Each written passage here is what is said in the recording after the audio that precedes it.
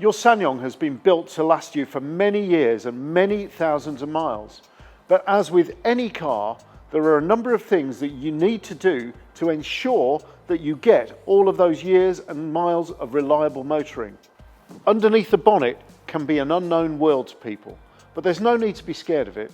And there are just a few places that you need to concentrate on so that you know that your SsangYong is not going to let you down and you won't be caught at the side of the road. The first thing that you need to know is how to open the bonnet. And also, you must check to make sure that the vehicle is not in gear, it's not running, and the park brake is on. In this Rexton, it's down on the driver's side footwell. Right here.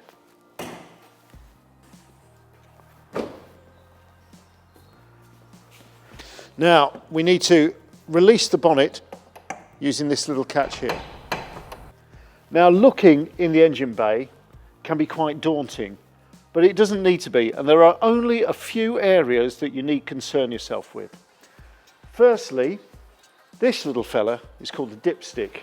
All you do is pull that out, and with a piece of rag or some garage paper, just wipe the dipstick clean and then reinsert it into its tube.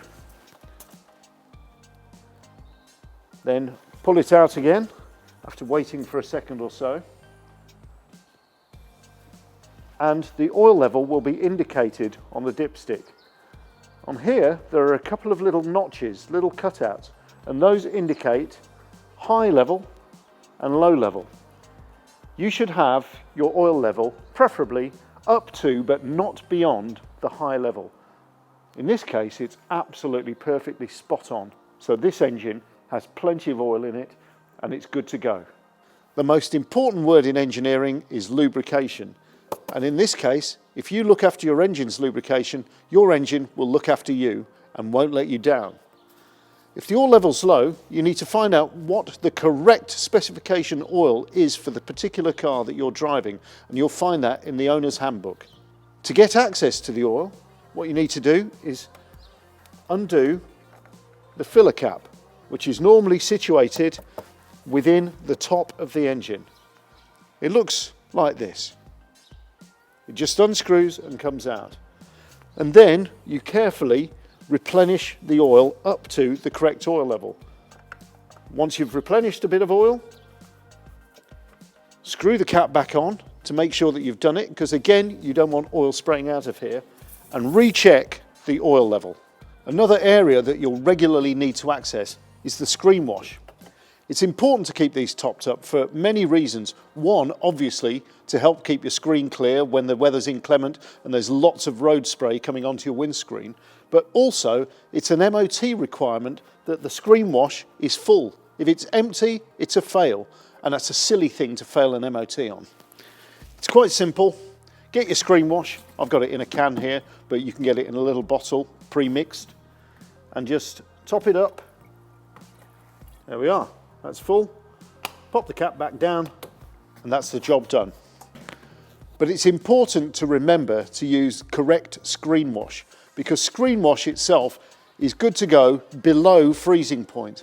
Now, quite often you're going to be using your screen washers in sub-zero temperatures, and if that's the case, you don't want to just try and scoop water through onto your screen, which will instantly freeze and then of course obscure your vision. Another area that we can look at while we're under the bonnet, and it's a very important area, is the coolant level. Now here is the coolant reservoir, and this is the filler cap. Under no circumstances should you remove that filler cap when the engine is hot, because otherwise coolant can spray out of there, or steam can spray out of there and burn you horribly. Here we can see that the coolant level is up to just about this level, this ridge here, which is perfectly acceptable. If it drops below the low level, then it needs replenishment with the correct coolant. Again, read the user manual to find out what the correct coolant is for your particular car. And again, do not do that operation unless the engine is cool. Now also here we can see the brake fluid reservoir.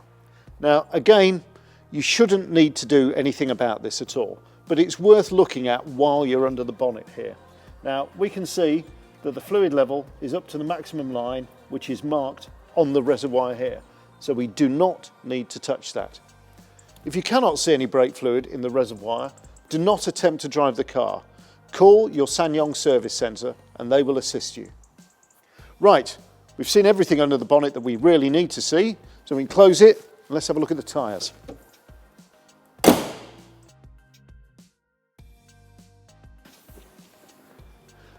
Now, our tyres are the most important link between the car and the road surface. It's the only thing of the whole car that's in contact with the road, so they need to be in absolutely tip-top condition.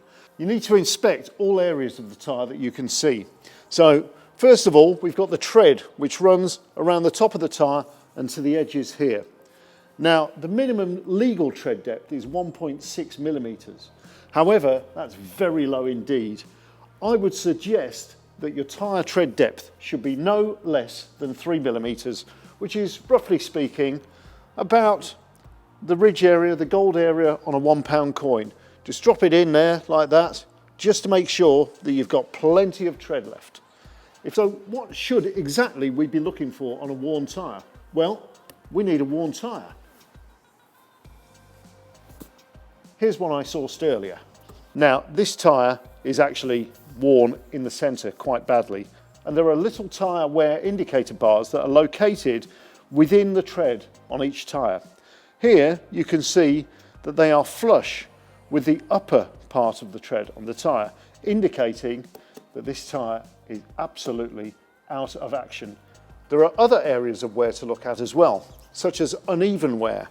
Now, this tyre has worn on this shoulder more than it has on this one, which would indicate that there may be problems with the steering or suspension on the car that this came from.